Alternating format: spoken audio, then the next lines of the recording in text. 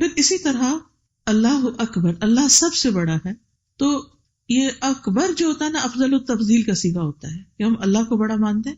اسی طرح پھر اللہ سبحانہ وتعالیٰ نے مختلف چیزوں کے اندر جو اونچ نیچ رکھی ہے اس کو بھی ایکسپٹ کرتے ہیں. جیسے انسانوں میں سے سب سے بڑے کون ہیں؟ محمد الرسول اللہ صلی اللہ علیہ وسلم. پھر باقی انبیاء، اور انبیاء میں سے بھی اولو العزم جیسے ابراہیم علیہ السلام، نوح علیہ السلام، عیسیٰ علیہ السلام، موسیٰ علیہ السلام.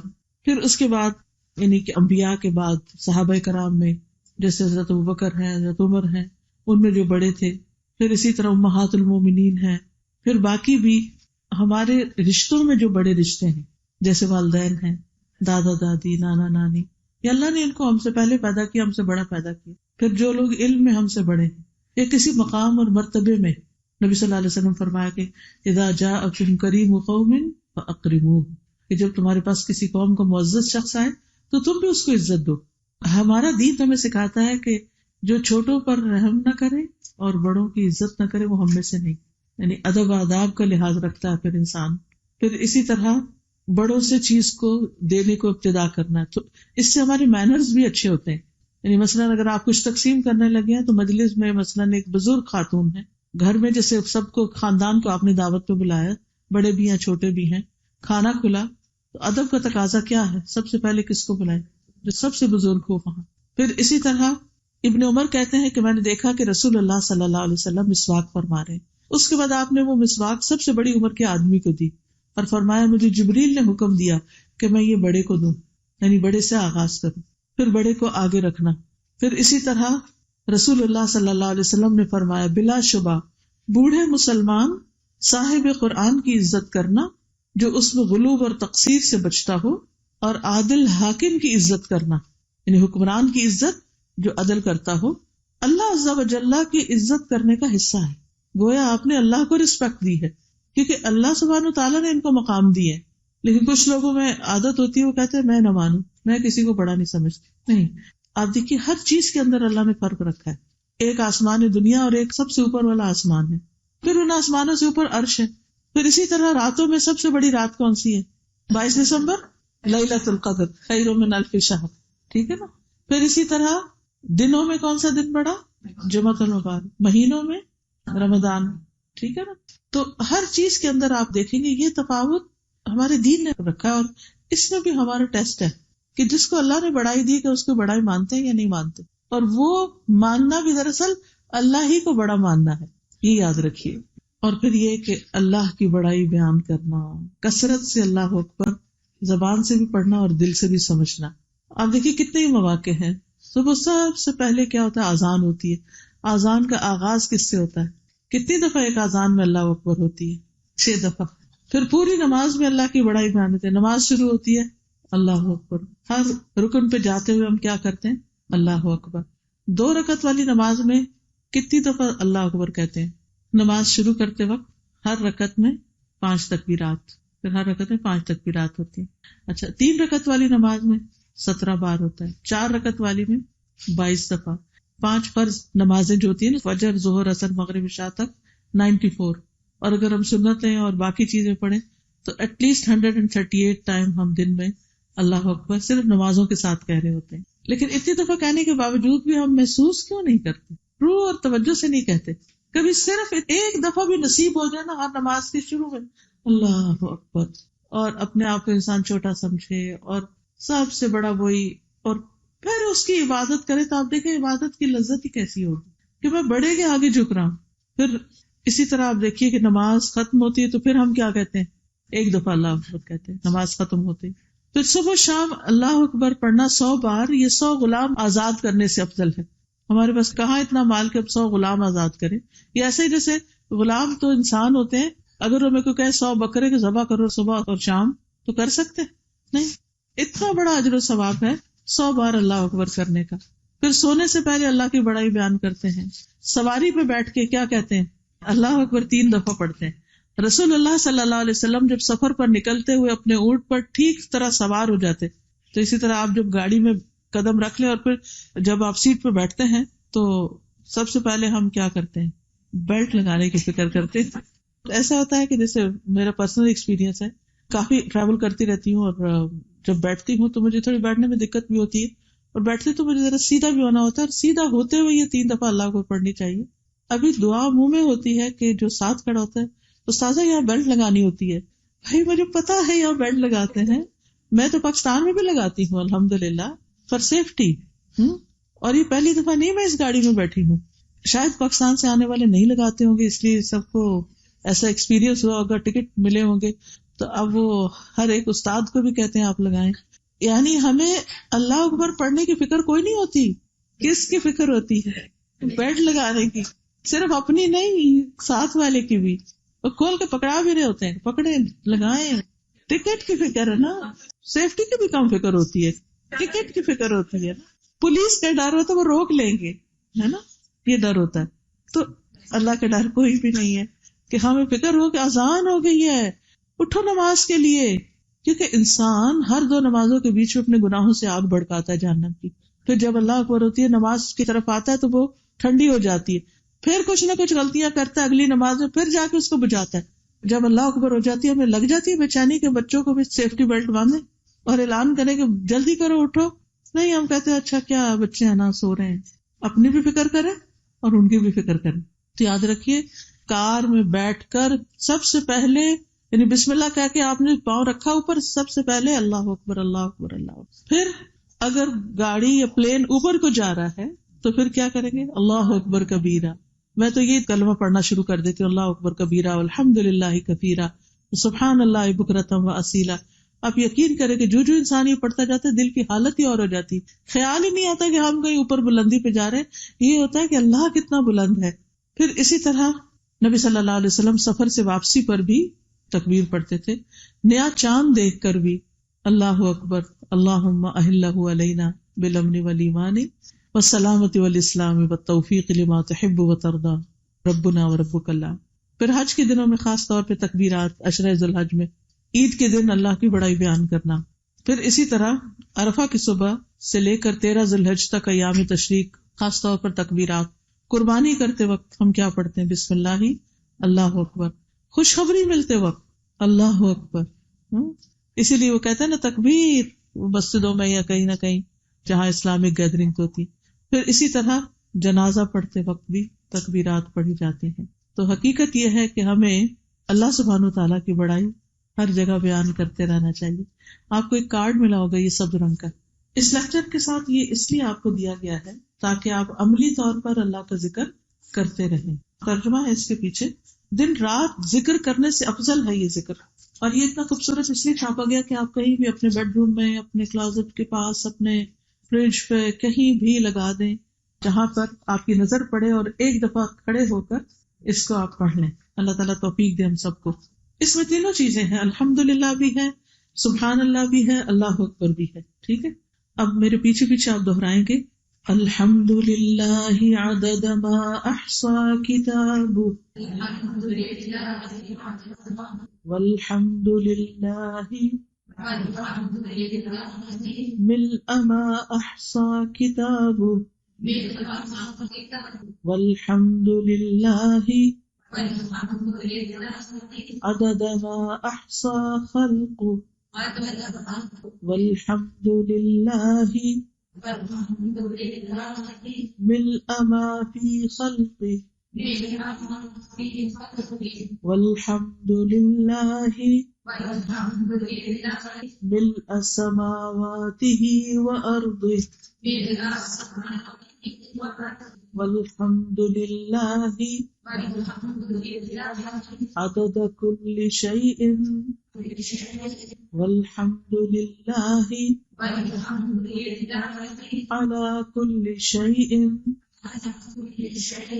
سبحان اللہ عدد ما احصى کتابہ وسبحان اللہ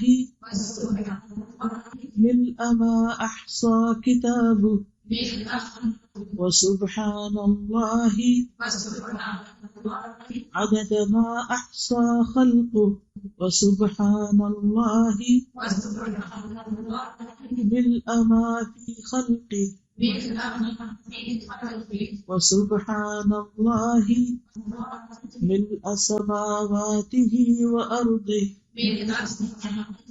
وسبحان اللہ عدد كل شيء وسبحان اللہ على كل شيء والله أكبر عدد ما أحصى كتابه والله أكبر ملء ما أحصى كتابه والله أكبر عدد ما أحصى خلقه والله أكبر ملء ما في خلقه والله أكبر ملء سماواته وأرضه والله أكبر عدد كل شيء والله أكبر على كل شيء.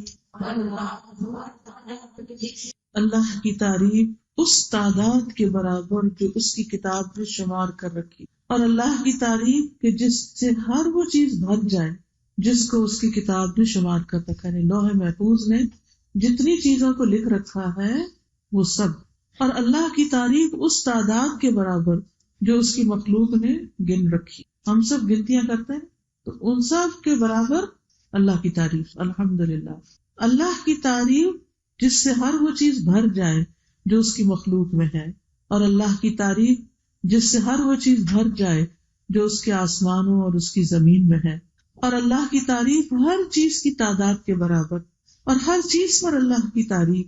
اللہ کی پاکی اس تعداد کے برابر جو اس کی کتاب میں شمار کر رکھا ہے، اور اللہ کی پاکی ہر اس چیز سے جس سے ہر وہ چیز بھر جائے جس کو اللہ کی کتاب نے شمار کر رکھا ہے، اور اللہ کی پاکی اس تعداد کے برابر جو اس کی مخلوق نے شمار کر رکھا ہے، اور اللہ کی پاکی کہ جس سے ہر وہ چیز بھر جائے جو اس کی مخلوق میں ہے، اور اللہ کی پاکی کہ جس سے ہر وہ چیز بھر جائے جو اس کے آسمانوں اور اس کے زمین میں ہے، اور اللہ کی پاکی ہر چیز کی تعداد کے برابر، اور ہر چیز پر اللہ کی پاکی، اور اللہ اکبر اس تعداد کے برابر جو اس کی کتاب نے شمار کر رکھا ہے.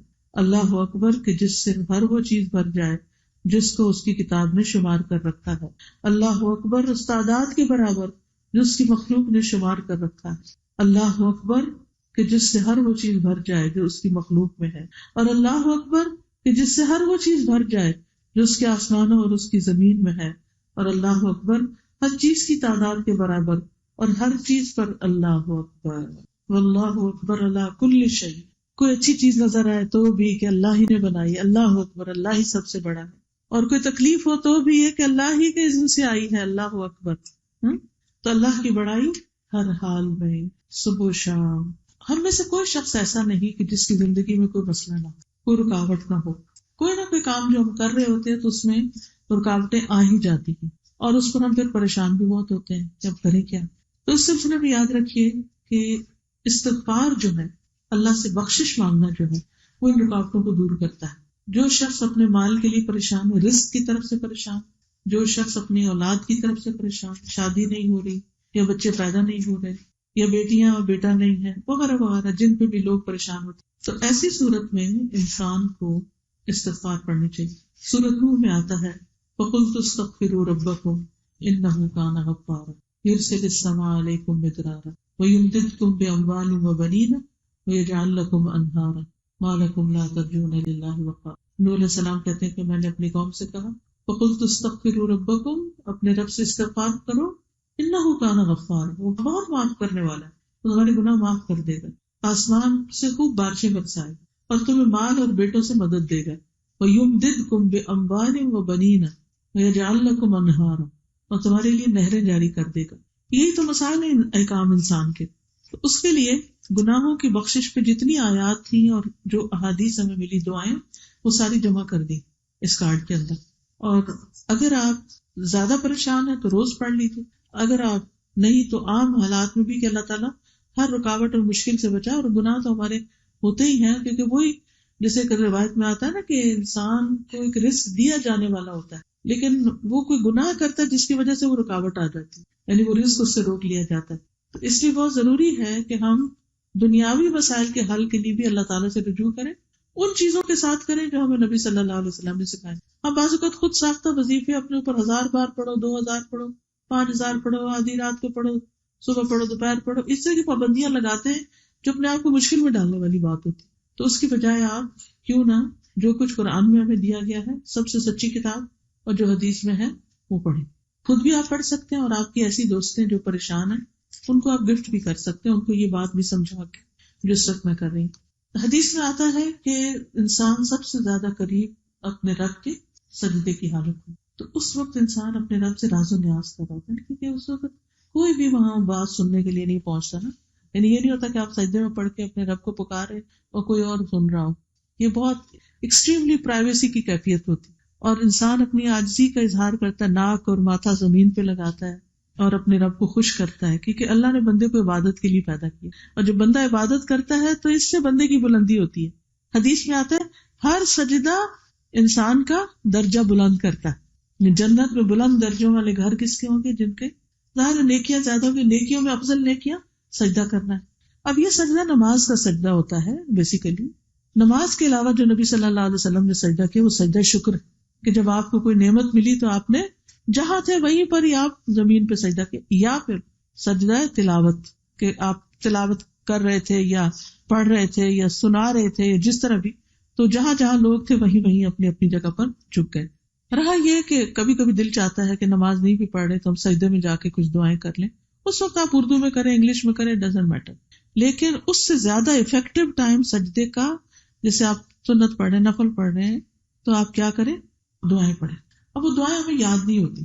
اس کتاب میں ساری قرآنی اور مسنون دعائیں، ساری تو نہیں لیکن اکثر جمع کر دی گئی ہیں کہ جو نبی صلی اللہ علیہ وسلم جیسے مسنون دعائیں جو ہیں وہ آپ نے مانگی. میں عام طور پہ رمضان میں کیا کرتی ہوں، یہ جیسے قبولیت کے اوقات میں یہ کتاب چھوٹی جو ہے یا اس سے ملتی جلتی جو چھوٹی دعاؤں کی مسنون اوتھینٹک دعائیں یہ اپنے بیگ میں رکھتی ہوں. جیسے سفر میں آرام سے ہلکی سی بالکل ایک انگلی پہ اٹھا سکتی، اس کو نکالا، پڑھا اور واپس رکھتی. یا جیسے تہجد ہے یا پھر ویسے رمضان کی عبادت ہے یا کبھی بھی، تو یہ دعائیں زبانی یاد کر کے ان کا ترجمہ بھی سامنے لکھا ہو، ایک نظر دیکھ لیتی ہوں، پھر کتاب کہیں رکھ دیتی ہوں، پھر اس سجدے میں یہ دعائیں پڑھ لیتی ہوں. پھر اس کے بعد اگلا پیج کر لیا، اس میں سے جو دعا یاد ہے وہ اگلے میں پڑھ لی، اگلے میں پڑھ لی. اس طرح یہ ساری دعائیں پڑھی جاتی. پھر رہ گیا کچھ لوگ سوال کرتے ہیں کہ کیا قرآنی آیات یعنی قرآنی دعائیں بھی سجدے میں پڑھ سکتے؟ اس کے بارے میں قرآن پڑھنا تو سجدے میں منع ہے، لیکن اگر کوئی قرآنی دعا پڑھ رہے ہیں تو وہ دعا پڑھ سکتے ہیں. ٹھیک ہے، تو اس سے نماز میں خلل نہیں ہوتا. لیکن ویسے ہینڈی کتاب ہے، حج عمرے پہ لوگوں کو بانٹنی بھی چاہیے، دینی چاہیے، صدقہ جاریہ کے طور پر انسان کو فائدہ دیتی.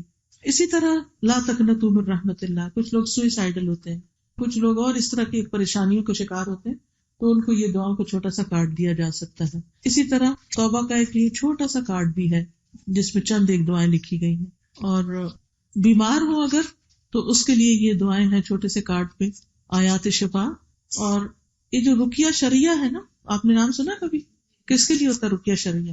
نظر، جادو، جنات، شیاطین، سحر، یہ ساری چیزیں جو ہیں اس کے علاج کے لیے یہ رقیہ شرعیہ، جس اس میں قرآنی آیات بھی ہیں اور نبی صلی اللہ علیہ وسلم سے جو ثابت شدہ دعائیں ہیں.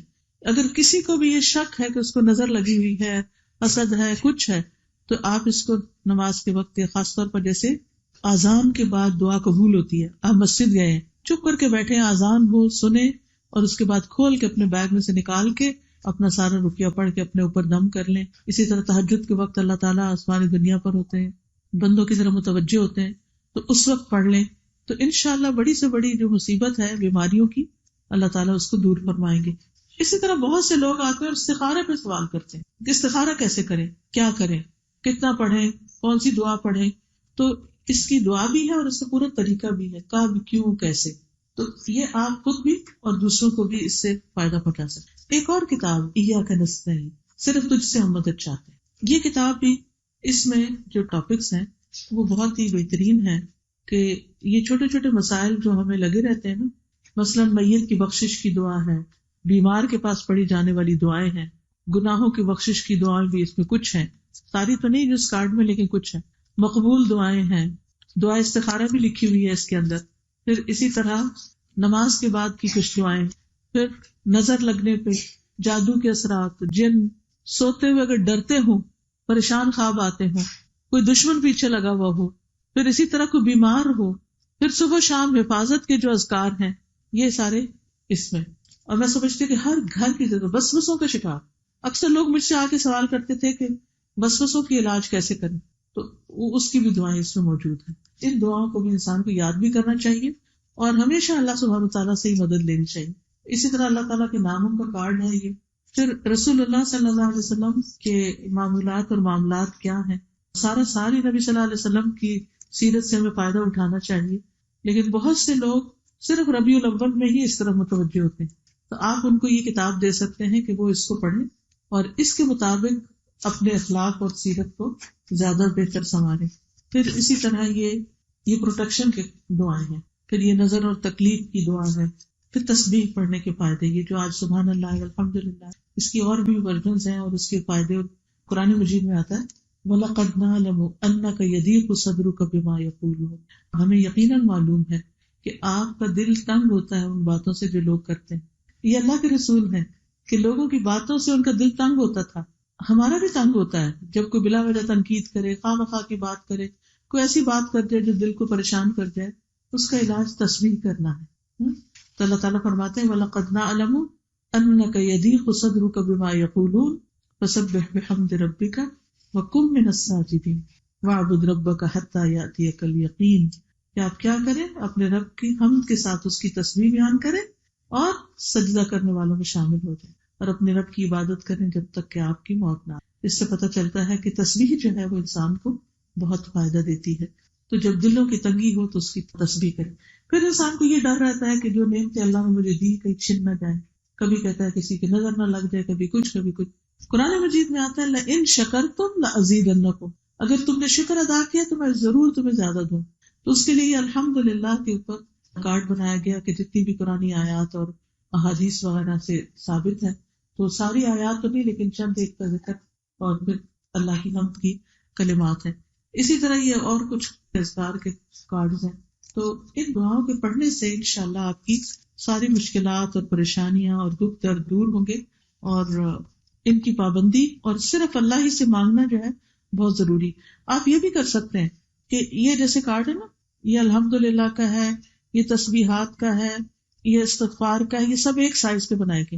ان سب کو ایک چھوٹی سی باسکٹ یا باکس میں رکھ کے اپنے جہاں نماز پڑھتے ہیں آپ وہاں رکھ لیں. ایک دن ایک پڑھ لیں، دوسرے دن دوسرا، تیسرے دن تیسرا. جیسے رمضان ہے تو ایک فجر کی نماز کے ساتھ ایک ظہر اور ایک عصر. یہ صرف ترتیب ہے، یہ کوئی لازم نہیں کہ آپ اسی طرح پڑھیں، جیسے آپ کا دل چاہے پڑھیں. لیکن صرف میں آپ کو پریکٹیکل ٹپ دے رہی ہوں کہ جس میں آپ پھر مس نہیں کرتے.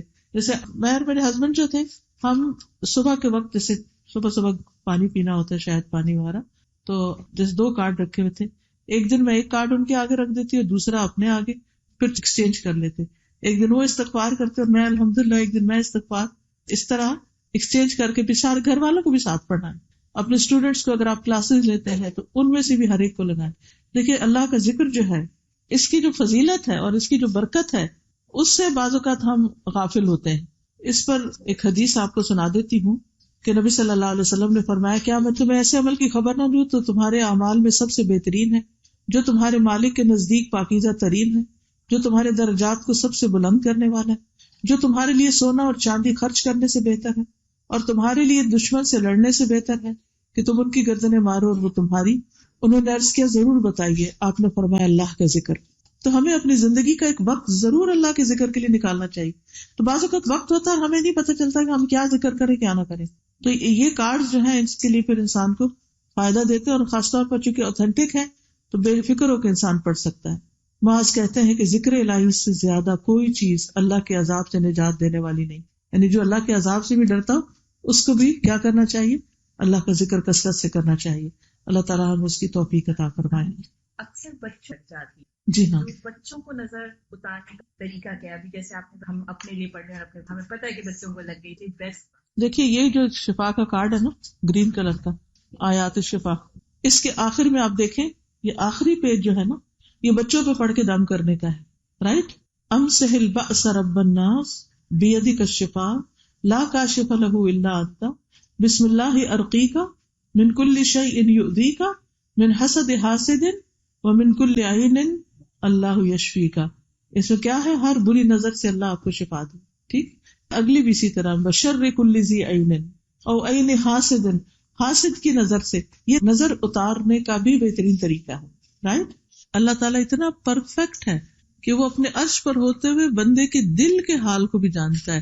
یعنی منہ سے نکلی ہوئی بات تو دور، وہ سب سے زیادہ قریب بھی ہے. جیسے قرآن مجید میں آتا ہے اذا سألک عبادی انی فانی قریب، جب میرے بندے آپ سے میرے بارے میں پوچھے تو آپ بتا دیجئے میں قریب ہی ہوں، یعنی میں ان سے دور نہیں ہوں. اجیب دعوت الداعی اذا دعانی، میں جواب دیتا ہوں پکارنے والے کی پکار کا جب وہ مجھے پکارتا ہے، یعنی میں اس کی بات سنتا ہوں. حضرت عائشہ کہتی ہے کہ ایک عورت اپنے شوہر کی شکایت لے کے نبی صلی اللہ علیہ وسلم کے پاس آئی. وہ گھر کے ہی ایک کونے میں آپ سے بات کر رہی تھی اور مجھے نہیں سمجھ آ رہی تھی کہ کیا کر رہی ہے. اللہ تعالیٰ نے قرآن پاک میں اس کے بارے میں آیت نازل کی قد سمع اللہ قول التی تجادلک فی زوجہا. کہتی کہ سبحان اللہ، اللہ تعالیٰ نے عرش کے اوپر اس کی آواز سن لی اور میں گھر کے کونے میں بیٹھی تھی تو نہیں سن پائی. تو اللہ تعالیٰ عرش پہ ہوتے ہوئے بھی کوئی چیز اس سے رکاوٹ نہیں کہ وہ ہماری بات سنے یا ہمیں تسلی دے یا ہمارے اوپر خبر رکھے یا نظر رکھے. یعنی اللہ اپنے علم کے ساتھ، اپنی حکمت اور اپنی سماعت اور بصارت کے ساتھ قریب ہے. یعنی اس کا مطلب نہیں کہ ہمارے ساتھ بیٹھا ہوا ہے، یہ نہیں سوچنا چاہیے. اس کو قرب محسوس کرنا چاہیے. اگر سورج نکلا نہ ہو اور صرف روشنی روشنی صبح میں محسوس ہو رہی ہو تو نماز پڑھ سکتے ہیں. یعنی فجر کی نماز افضل تو یہی ہے کہ اندھیرے میں پڑھی جائے، لیکن اگر اندھیرا تھوڑا روشنی میں ہو جائے مگر سورج نہیں نکلا ابھی تو نماز ہو جاتی. جی اگر نکل آیا ہے تو ذرا 10-15 منٹ اوپر ہونے دیں اس کو، پھر آپ پڑھ لیں. دو چیزیں ہیں، ایک تو یہ ہے کہ انسان یہ سوچے کہ جو اللہ نے کسی کو دیا وہ اللہ کی تقسیم اور اللہ سب سے بڑا ہے، اس کا فیصلہ اچھا ہے. دوسرا یہ ہے کہ وہ دعائیں پڑھے کہ جس میں انسان کا تزکیہ ہوتا ہے. اس میں سے آپ کو حسد سے بچنے کی دعا بھی مل جائے گی کہ جس میں کہ یا اللہ میرے دل سے یہ ساری تکلیف دور کر دے. دوسری بات یہ ہے کہ اگر کسی سے حسد ہو بھی تو دل کی حد تک ہو تو نقصان نہیں، اتنا زبان سے نہ بولے، اس کی غیبت نہ کرے یا اس کو بددعائیں نہ دے یا کوئی اور اس طرح کی چیز. اور ایک اور تیسری چیز یہ کہ انسان کہے کہ یا اللہ تو نے اس کو دیا تو مجھے بھی عطا کر. اس تکلیف کو دعا میں بدل لے، اس شدت سے دعا کرنا شروع کر دے. جب ہمارے دل میں تکلیف ہوتی ہے نا تو دعا میں بھی شدت آ جاتی ہے اور پھر انسان زیادہ متوجہ ہوتا ہے اللہ سبحانہ وتعالیٰ کی طرف. ان کا سوال یہ ہے کہ خواتین کے رمضان میں پیریڈز میں روزے چھٹ جاتے ہیں، اب ان کو قضا رکھنی ہوتی ہے. اب شوال میں 6 روزے آتے ہیں تو کیا اگر شوال کے 6 روزے رکھے تو قضا بھی ساتھ ہو جائے گی؟ یا پھر عاشورہ کا روزہ رکھتے ہیں یا محرم میں سب سے زیادہ روزے رکھے جاتے ہیں رمضان کے بعد. تو اس میں آپ دیکھیے کہ جو خاص مواقع کے روزے ہیں اور ان کا اجر و ثواب بتایا گیا. مثلاً شوال کے 6 روزوں کا اجر کیا ہے؟ گویا سارا سال روزے سے. 9 ذی الحج کا روزہ جو ہے 2 سال کے گناہوں کی معافی. عاشورہ کا روزہ جو ہے 1 سال کے گناہوں کی معافی، یعنی 10 محرم کا روزہ ہے. اس لیے یہ جن کے خاص فضائل بتائے گئے ہیں ان کو اسی مقصد کے لیے رکھنا چاہیے. لیکن جن روزوں کو عام کر دیا گیا اور ویسے ثواب ہے، جیسے منڈے کا روزہ ہے، تھرسڈے کا، نبی صلی اللہ علیہ وسلم نے فرمایا کہ ہر سوموار اور جمعرات کو اعمال اللہ تعالیٰ کے سامنے پیش کیے جاتے ہیں. تو میں چاہتا ہوں کہ جب میرا عمل پیش کیا جائے تو میں روزے سے ہوں. ٹھیک ہے، اس دن اگر آپ قضا روزے رکھتے ہیں تو وہ دن کا روزہ بھی ہو جائے گا اور آپ کی قضا بھی ہو جائے گی. اسی طرح نبی صلی اللہ علیہ وسلم ہر مہینے 3 روزے رکھتے تھے. کون سے؟ ایام 20 کے، 13، 14، 15 کے. اب یہ روزے بھی مسنون ہیں تو ان میں اگر آپ اپنے قضا روزے رکھنا چاہتے ہیں تو آپ رکھ سکتے ہیں. سمجھ آئے؟ جی ہاں، فرائیڈے جو ہے ہمارے عبادت کا اور خوشی کا دن ہے، یعنی مسلمانوں کی عید ہے ایک طرح سے. تو اس دن نفلی روزہ رکھنا پسندیدہ نہیں، الا یہ کہ کوئی شخص اپنے قضا روزے رکھ رہا ہے ایٹسٹیٹ، یا منت کے روزے رکھ رہا ہے، یا اس نے کوئی قسم کو توڑ دی اور اس کے 3 روزے اکٹھے رکھ رہا ہے تو سبب سے تو رکھ سکتے ہیں. عام طور پر فرائیڈے کو سنگل آؤٹ کر کے کہ اس دن ثواب زیادہ ہوگا روزہ نہیں رکھنا چاہیے. جیسے ابھی میں نے ایک حدیث سنائی تھی آپ کو کہ آپ نے فرمایا اذا جاءکم کریم قوم فاکرموہ، جب تمہارے پاس کسی قوم کا معزز شخص آئے تو اس کو عزت دو. جیسے کوئی بزرگ مہمان آ رہے ہیں یا کوئی دور سے آ رہے ہیں، یا جیسے کوئی دلہن گھر میں شادی کے بعد آ رہی ہے، تو اب کیا کریں گے؟ سب اپنے اپنے کمروں میں گھس جائیں گے. اب وہ خود ہی اکیلی اندر آ جائے گی اور بیٹھ جائے گی، اس کو پوچھے گی کہاں بیٹھنا چاہتے. نہیں، کیا کرتے ہیں؟ استقبال منع نہیں ہے. اور استقبال بیٹھ کے کرتے ہیں کہ کھڑے ہو کے کرتے ہیں؟ کھڑے ہو کے. کوئی حرج نہیں. ہاں، جو چیز منع ہے وہ یہ کہ انسان ڈیمانڈ نہ کرے اور انسان مائنڈ نہ کرے کہ تم اٹھے کیوں نہیں، وہ اپنے لیے اٹھوائے لوگوں کو، یہ ٹھیک نہیں. اگر کوئی آیا ہے، کوئی کھڑے ہو کے مل رہا ہے، کوئی بیٹھا ہوا ہے، تو اس کو مائنڈ نہیں کرنا چاہیے جو آنے والا ہو. سب سے پہلی بات تو یہ ہے کہ کسی بھی مذہب کی بنیاد تاریخ پر ہے نا، تو وہ تاریخ صحیح بھی ہو سکتی، وہ تاریخ صحیح نہیں بھی ہو سکتی. لیکن ہمارے مذہب کی بنیاد جو ہے وہ قرآن اور سنت پر ہے. قرآن کے بارے میں صرف مسلم نہیں، نان مسلم بھی مانتے ہیں کہ 1400 سال سے یہ کتاب نہیں تبدیل ہوئی، جیسے تھی ویسے ہی ہے. دوسری بات یہ کہ اس میں بہت سی ایسی باتیں لکھی ہوئی جس سے یہ پتہ چلتا ہے کہ یہ کسی انسان کی بنائی ہوئی نہیں.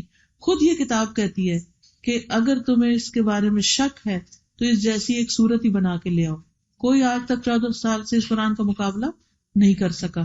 تو اس لیے ہمارے دین کی جو بنیاد ہے، یہ جو ہمارے پاس چیز ہے، یہ کسی اور کے پاس نہیں. اس بنا پر یہ دین سچا دین ہے.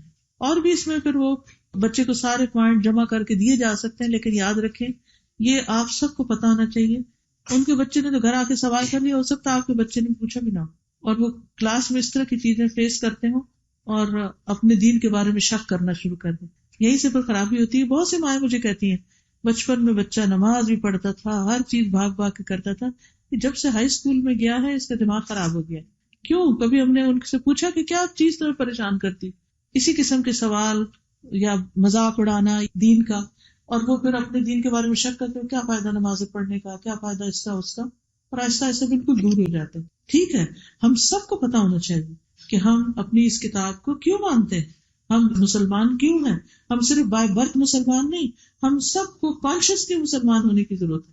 یہ سوال کسی اور کے بارے میں کیا ہوگا، میرے بارے میں لوگ کہتے ہیں کہ میں کسی مدرسے سے نہیں پڑھی ہوئی. اصل میں ہر ایک نے، ہمارے ہاں افسوس کی بات ہے کہ مسلمانوں کے اندر ہر ایک نے اپنے لیے خاص ایک معیار قائم کر لیا ہے کہ جو اس کرتے میں فٹ آئے گا. جیسے دنیاوی اعتبار سے ہوتا ہے نا، جیسے اگر آپ کو ایئر ہوسٹس بننا ہے یا پولیس میں جانا ہے کچھ، تو آپ کو مخصوص چیز میں فٹ آنا چاہیے، یعنی خاص سائز کے اندر فٹ ہوں گے تو آپ کو یہ جاب ملے گی. اگر آپ سائز میں فٹ نہیں آتے تو آپ کو وہ جاب نہیں ملے گی. بالکل اسی طرح دین کے معاملے میں بھی کچھ لوگوں نے جو ان کے علماء اور درویش اور بزرگ کہتے ہیں اسی کو انہوں نے حرف آخر بنا لیے اور اس سے باہر وہ نہیں نکلتے. اب آپ دیکھیے کہ جو بڑے بڑے جتنے بھی فرقے ہیں ہمارے مذہب میں، ان سب نے اپنے جو فالوورز ہیں ان کو اسی طرح پکڑ کے رکھا ہوا کہ دوسرے لفظوں میں ہمارے علاوہ کسی اور کی بات نہیں سننی. اب ایک عام بندہ جو ہے وہ پھر اسی کے اندر ہی مقید ہو کے رہ جاتا. اب میں سمجھتی ہوں جب تک آپ کسی کی بات سن نہ لیں اس وقت تک کسی دوسرے کی بات پر یقین نہ کریں. ویسے میرا ہی معاملہ ہے، جو لوگ آئے ہو سکتا ہے آپ میں سے اوروں نے بھی یہ بات سنی ہو، آپ آئے ہیں اس وقت تک میں آپ کو جو کچھ بتا رہی ہوں وہ کیا میں اپنی باتیں بتا رہی ہوں یا احادیث اور قرآن کے ریفرنس سے بتا رہی ہوں. میں نے اس طرح کے اشتہار نہیں دیے ہوئے کہ میں نے اس سے پڑھا، میں نے اس سے پڑھا.